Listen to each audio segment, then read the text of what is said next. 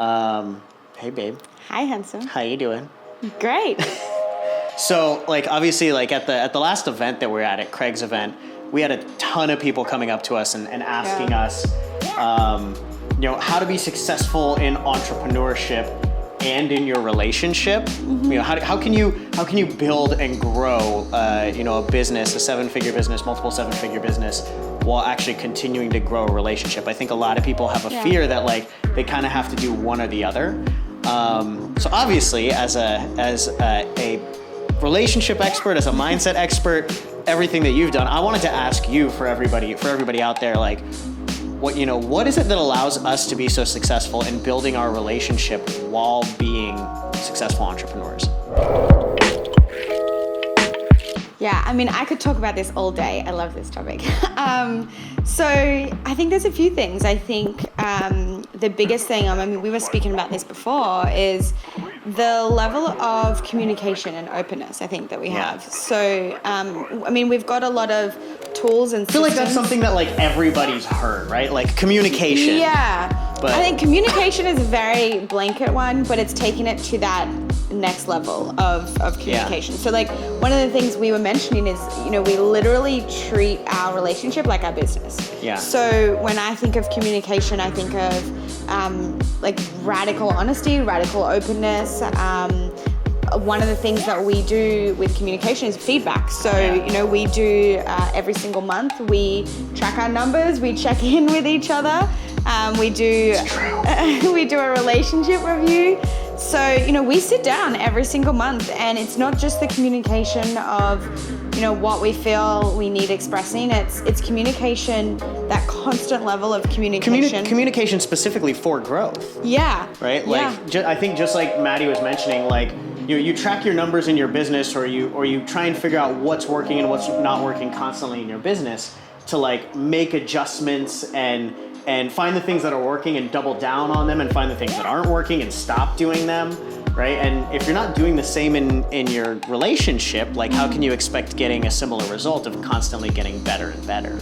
Yeah, well, I think that, one of the biggest things that I noticed was, so my parents have gotten a divorce, and I remember when that happened, I just remember thinking, it was kind of at that point then when it was really too far for a lot to really help them get back together. Yeah. And like they had just diverged. Yeah, it's years and years of build-up of stuff. And I remember seeing that and thinking, if only there was a way that you could have prevented that from the very beginning. And so I think a lot of things go left unsaid. I think a lot of things get swept under the rug. I think you get over a lot of things when you're not in fact getting over them, you're just shoving them under the rug, and it's all snowballing until one day it's too much and nothing can be fixed or solved. Yeah. So that's why we check in every single month. Having that like consistency of like communication. Yeah, like every month, no matter what, we're checking in, we're getting feedback.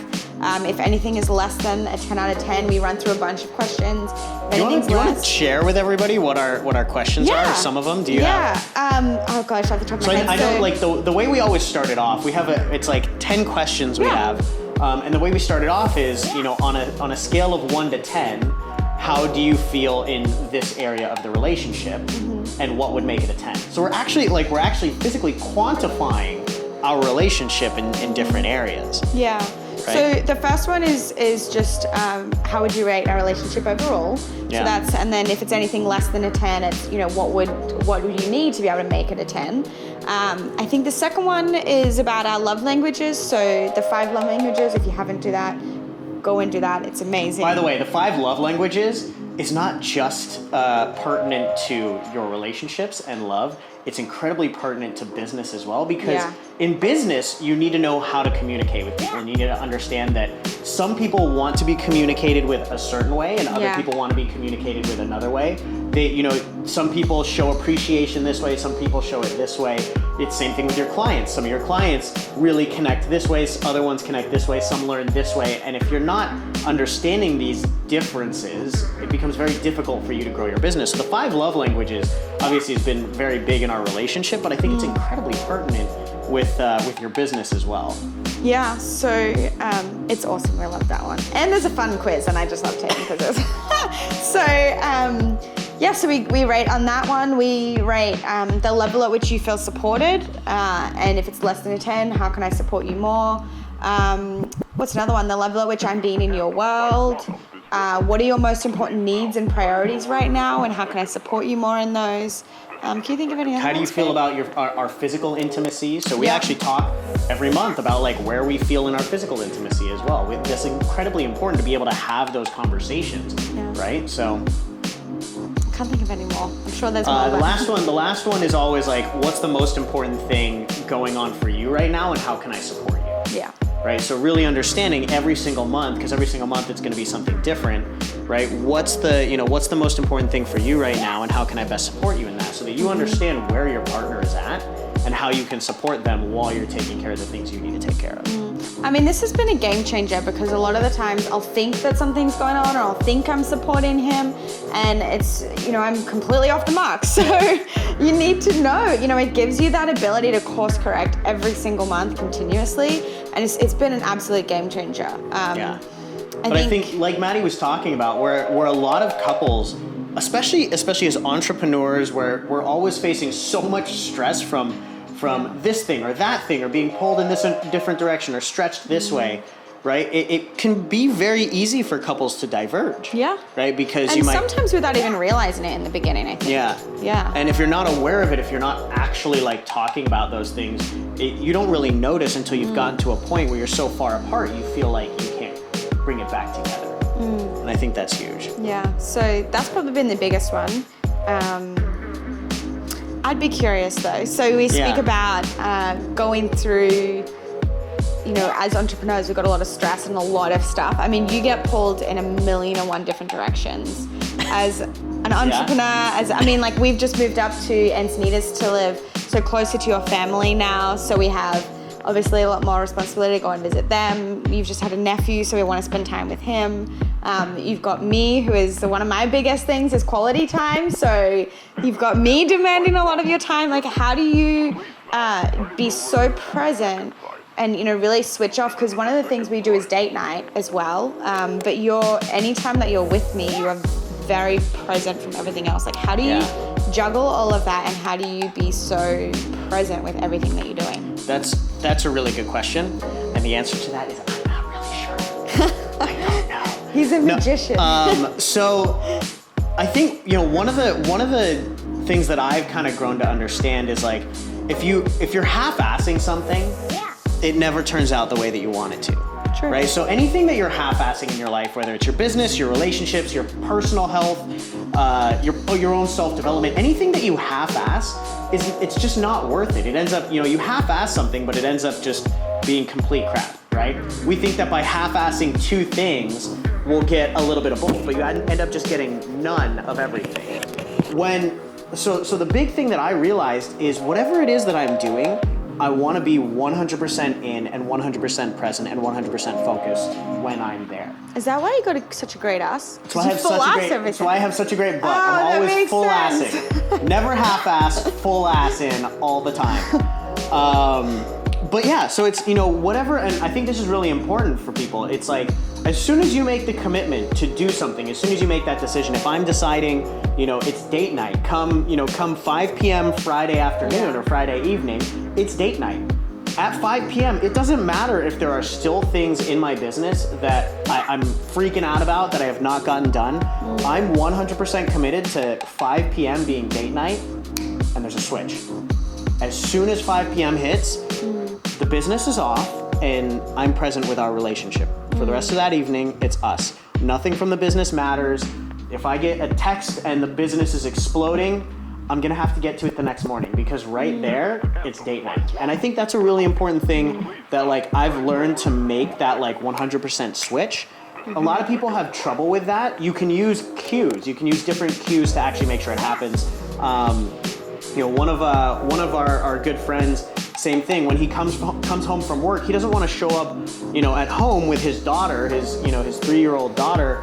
She doesn't understand you have stresses at work. She's 3 years old, right? So when you show up, he wants to be 100% dad when he shows up at home, right? And so when he does that, when he parks in the driveway, he turns on, it's like a song. He can find a trigger, like a song for him to switch, right? And he plays that song before he gets out of the car, so that once he plays that song, he can emotionally, physically, mentally disconnect from work.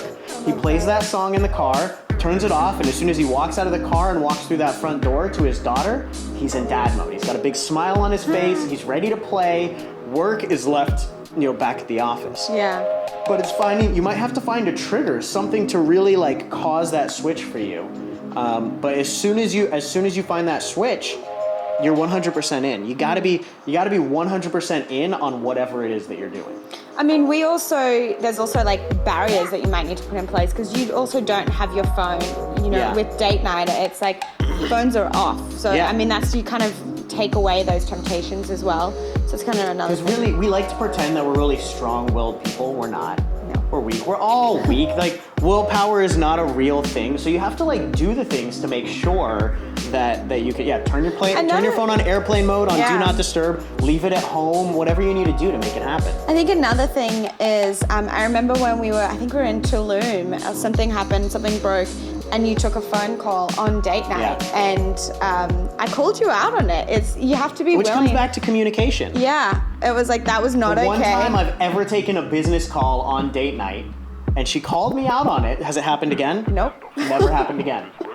Because I felt so bad for taking that call on date night. I didn't guilt you. I didn't shame you, but I called you. She didn't shame me. I shamed myself. You shamed yourself.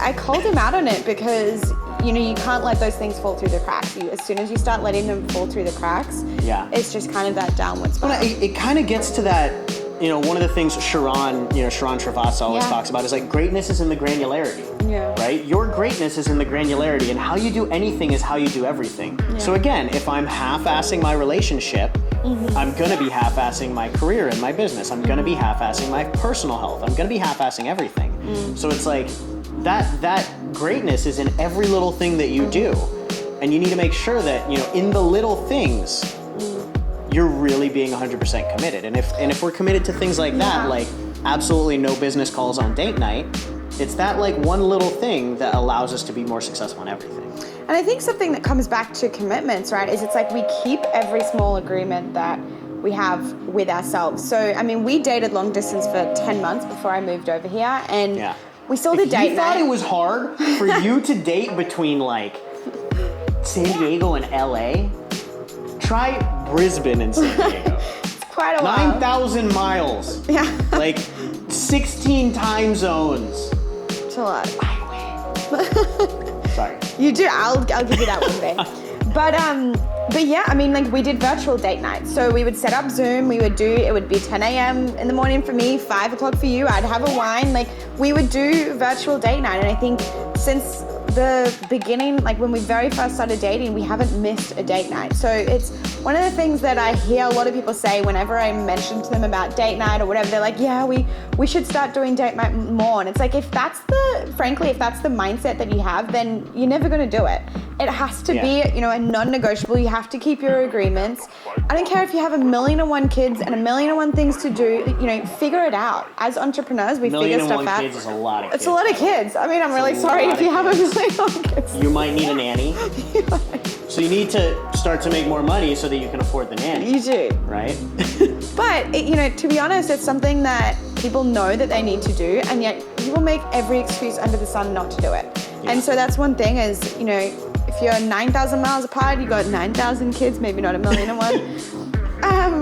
You just have to figure out how to make it work and make it non-negotiable. I think that's the big thing is it's non-negotiable. Yeah. Right? One of the things, Jack, when I was talking to Jack Canfield about this, right? Yeah. He talks about this all the time. He says 99% is a bitch. Yeah. But 100% is actually easy. When you try and go 99% of the way, when you're like, oh yeah, we'll do date night more often or as much as we can, you end up never doing it. Yeah. Maybe you'll start high and then it'll drop off immediately. Yeah. But if it's 100% commitment, if it's non-negotiable, it just happens, right? We don't have to think about date night because it just happens. It's just a thing. I mean, my family was here last weekend and my sister was staying for longer. And so my brother left and I was like, look, it's date night Friday. She's going to be on her own. She doesn't She doesn't have anyone up here. She can't drive, where you drive on the other side of the road in Australia. So she would have had to stay at home and figure something out, but it's date night. So she stays at home and we go on date night. You just have to make it work. Yeah. Even with family in town from across the world. You're on your own. Catch you later. Yeah. What else do you think, what are some of the smaller things that we do in our relationship that really help keep us growing together and continuing to develop together? Because there's a lot of little things, and I think if there's a handful of things that you would suggest to people, what would they be? Gratitude is an appreciation. I think that's something that people just don't do enough, frankly. Yeah. One of the things that I talk about, I'm sure you talk about as well, is that our brain is 5 times more likely to remember a negative experience than it is a positive one.